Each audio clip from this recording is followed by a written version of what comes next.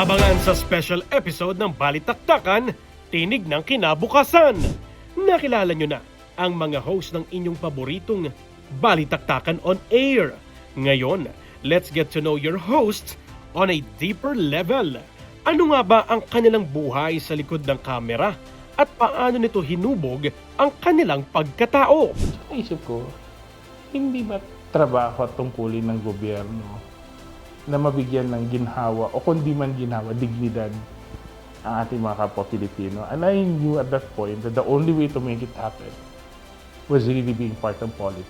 Malinaw yung goal na I'm not just doing this for myself, but also to the benefit of the people who's watching me. Napapakita ko yung pagiging ako. Kasi sa reporter side, I also have my serious side. I also have my side na talagang I want to get into the facts.